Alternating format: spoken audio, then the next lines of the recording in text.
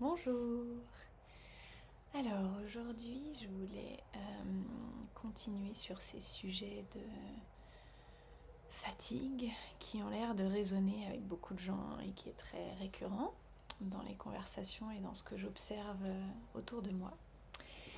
Et, euh, et aussi du coup rementionner le stress parce que en fait c'est souvent la raison. La raison, c'est souvent qu'on a des comportements, des habitudes et des pensées qui mettent notre système nerveux en état de stress, même si on n'identifie pas forcément ça comme du stress. Et ça épuise le corps et ça épuise tout court, ça épuise le mental. Euh, et donc, je voulais revenir tout ce que j'approche sur les pensées, comment notre cerveau marche, comment notre mental y marche. Je voulais revenir réappuyer sur le fait que le but c'est pas de penser positif tout le temps, de penser optimiste, de donc comme en méditation le but c'est pas de faire le vide dans sa tête, c'est l'incompréhension très régulière. C'est l'inverse, c'est de laisser son mental tranquille et d'apprendre à ne pas s'y identifier et à ne pas se réduire à ses pensées et à ne pas croire ses pensées. Donc c'est plutôt l'inverse, c'est lâcher prise sur le mental. C'est plutôt une histoire de changer sa relation à son mental, de comprendre que nos pensées ne sont que des pensées. Parce qu'on a tendance à croire tout ce qu'on pense, à croire nos propres opinions, à croire euh, je suis moche, je suis conne, c'est de sa faute, il ou elle a fait ça pour m'emmerder, rien ne va bien se passer, tout va partir en couille, j'ai mal fait ça, truc muche a fait exprès. Euh, on a plutôt tendance, des fois, en plus, sans se rendre compte, à rajouter des couches de culpabilité. Et il y a toute une conversation et on est en fight avec nous-mêmes et les pensées sont en dialogue constant pour se dire aussi, en plus, qu'on a tort. Donc du coup, il y a toute une conversation à essayer, vraiment comme dans les conversations entre humains où le but c'est juste d'avoir raison. Et là, mes deux intentions, c'est premièrement de dire que toutes les pensées ont raison. Elles sont valides, elles ont le droit d'être là, elles ont raison dans une certaine manière, dans une certaine réalité, elles ont raison. Même ceux qui votent Trump, moi c'est bon, c'est ma constante, il y a une réalité dans laquelle ils ont raison. Je suis une merde, il y a une réalité dans laquelle elle a raison.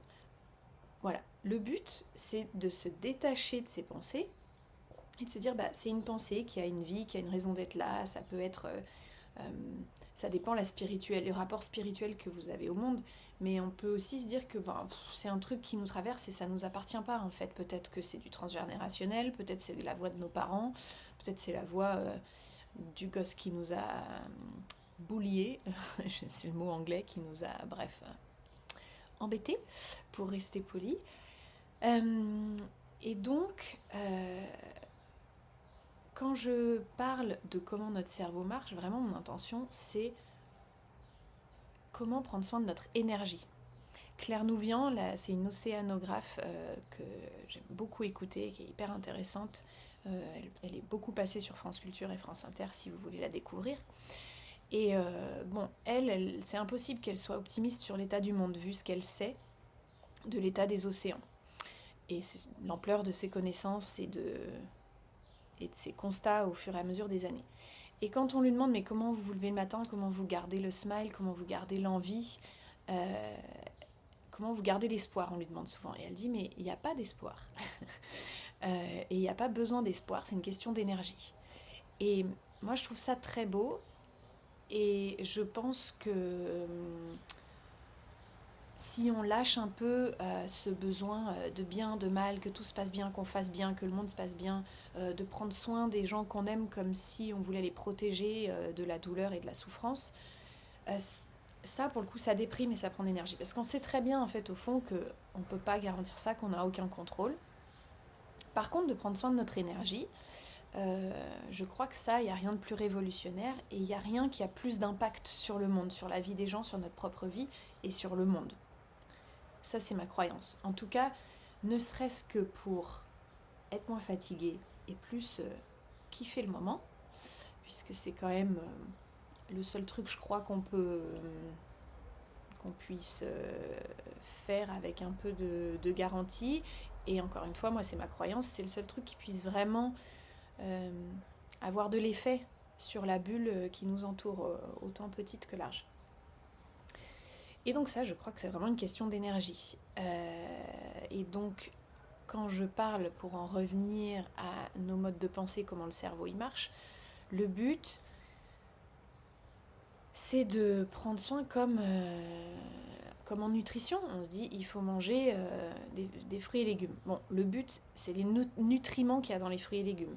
Si c'est des fruits et légumes couverts de substances chimiques, ça a été prouvé. J'ai un article que je peux vous mettre en lien si ça vous intéresse, qui montre que 5 fruits et légumes non bio, ça n'apporte rien de ce dont on a besoin par rapport à ne serait-ce que un fruit et légume dans la journée qui ne soit pas traité. Et si on regarde à la santé de la planète, j'ai pas les données pour être sûre, mais je serais pas surprise que un par jour proche et qui n'a pas fait des milliers de kilomètres est sûrement mieux que 5 dont on ne sait même pas d'où ils sortent, et les impacts sociaux et écologiques. Donc bref, cette tangente pour une métaphore de on se dit pas que le but c'est de manger que des fruits et légumes, on se dit pas que le but c'est de manger parfaitement, enfin certains se le disent, mais on sait très bien que c'est impossible et que ça va nous gâcher la vie en fait. Ça va devenir un cauchemar et du coup moi je crois que c'est contre-productif. Donc le but c'est pas de penser positif, c'est pas d'aller contre la nature du mental. Le mental pense des pensées comme le cœur bat. C'est normal. On n'est pas là en train de se dire à contrôler notre cœur, il faut que notre cœur bat plus doucement, plus vite, il faut que je contrôle mon cœur. Le but, quand on fait des exercices respiratoires, de la méditation ou du sport, c'est à un moment donné de donner des bons nutriments à notre corps. Et donc avec la pensée, c'est pareil. Quand je dis que pour le cerveau et pour le système nerveux, c'est nutritif de penser des pensées, quand je dis positif, c'est positif pour nous, c'est nous qui définissons ce qui est positif, des pensées qui nous fassent du bien. Et c'est vraiment histoire de sentir qu'est-ce qu'on a besoin de se dire, qu'est-ce qu'on a besoin de penser là maintenant. Ça va bien se passer, je suis en sécurité. Et il n'y a pas besoin que tout notre être y croit. C'est ça aussi l'autre point que je voulais vraiment reposer là. On n'a pas besoin d'y croire. Justement, si on y croit, ça sert à rien de faire l'exercice.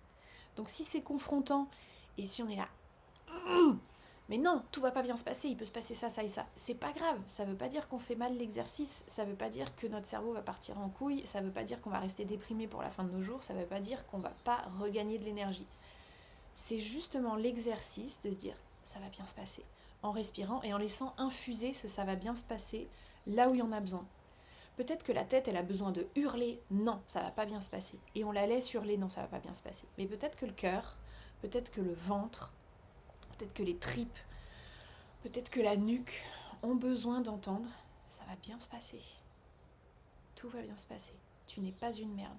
Tu as plein de qualités. Tu fais de ton mieux. Cette personne, tu la connais pas. Peut-être qu'elle a pas fait ça pour t'emmerder.